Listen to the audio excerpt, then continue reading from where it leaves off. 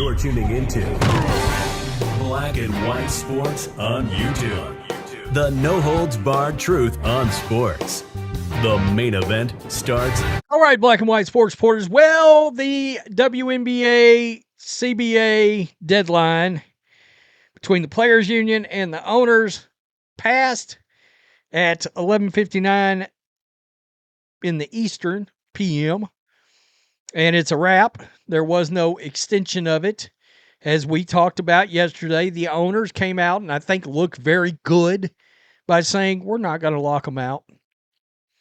All right, but yet that could not keep some of these players from insinuating strike, things of that nature. Everybody knows the specifics of what's on the table now, right? We know about the huge salary increase. We know that they want revenue sharing that I just don't see any way that they're going to get, because I don't think the owners believe the owners believe the league's health is in a position to give a revenue share like that. And you've never turned a profit, which is, let's be honest, that's the big one. That's the huge one. And somehow, some way, if you'd ever told me, well, Rhodes, if you had to pick a side, which side would you pick? If you ever told me that, or if I had to give credit to owners of the NBA or the WNBA, I'd be like, you're out of your mind.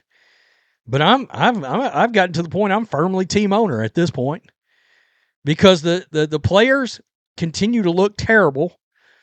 There were statements released last night. The WNBA PA, the Players Union, they're crashing out. They're crashing out, and they look less and less professional by the moment.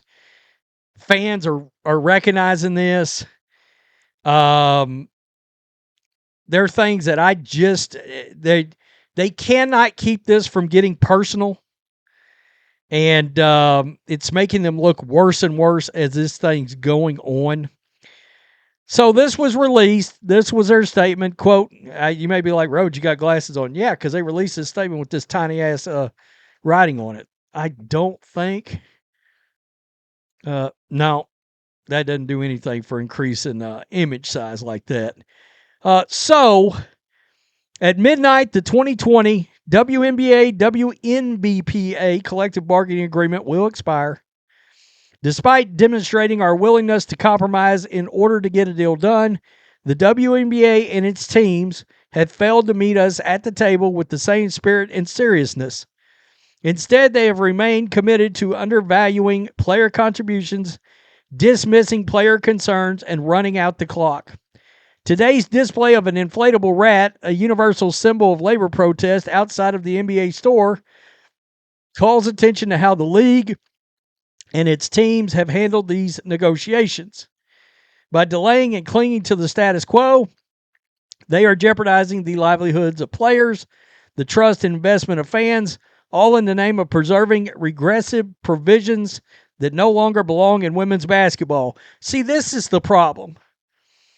This is less about business for these people than it is a social statement at this point, which has always been the downfall of this league. It's always why the ratings have been trash and people didn't show up, because people are like, I just want sports. I don't want political narratives. None of that. I don't care about your social revolutions. I don't. Now, the original fan base, that little core, ugly fan base that we've all experienced after the Caitlin Clark boom, they care about that kind of shit. But actual sports fans don't. Not only do they not care, they don't want to hear about it. So, let's keep going here. Players care deeply about their fans, take pride in honoring that loyalty every time they take the court. The league's tactics harm current and future players and marginalize the very people who show up for the game in communities across the country. This misguided approach will not work.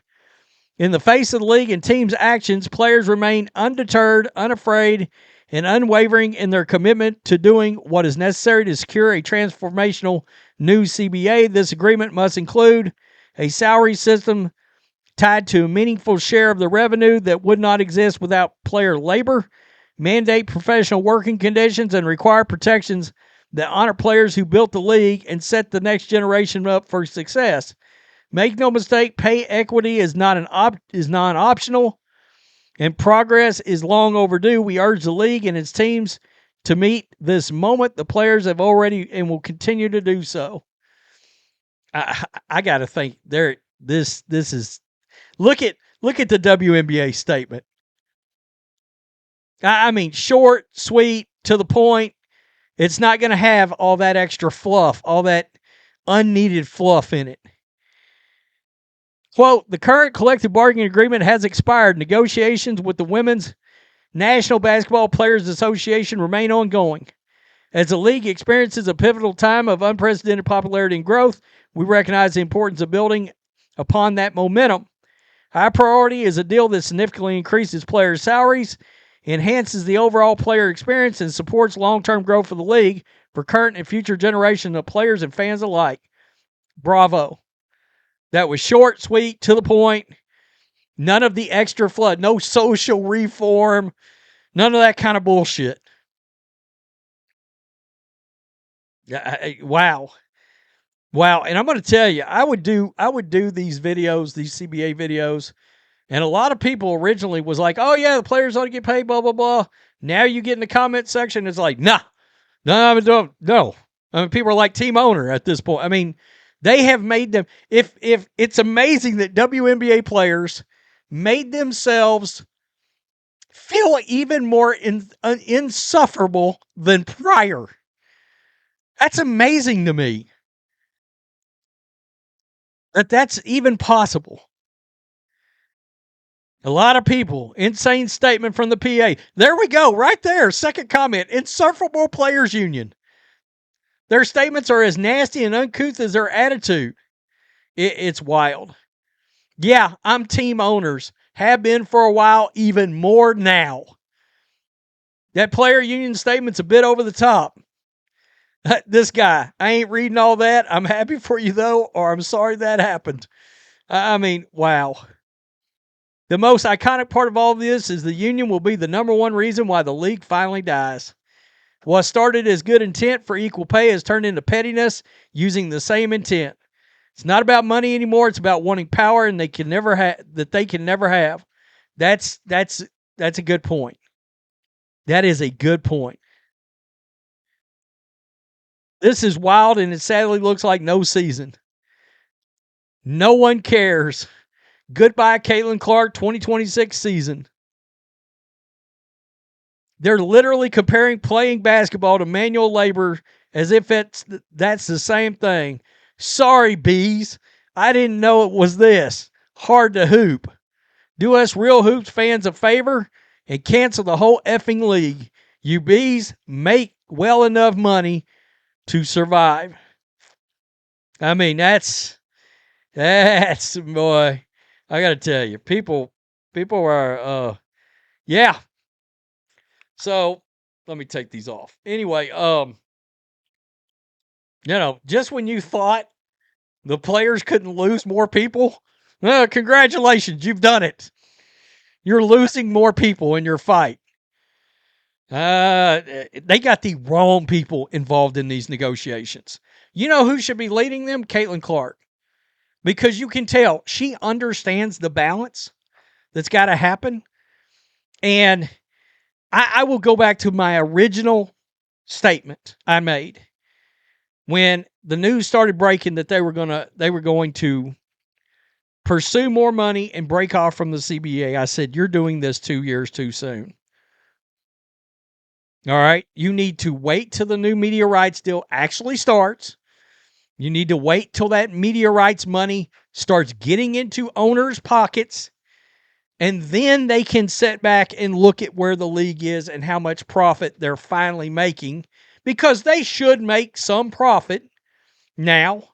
But they haven't experienced that profit yet. After propping up your league for 29 years or whatever it is. And because they don't know what that's going to look like, all they can do is work off projections. because they don't know what that's going to look like. They're not willing to give you the farm, and I don't blame them.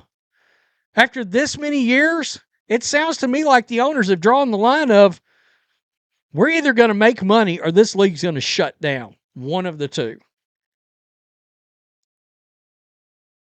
And honestly, in 2 more years or 3 more years, they probably, from a salary standpoint, they might have been able to ask for more money than they're getting now from a salary standpoint.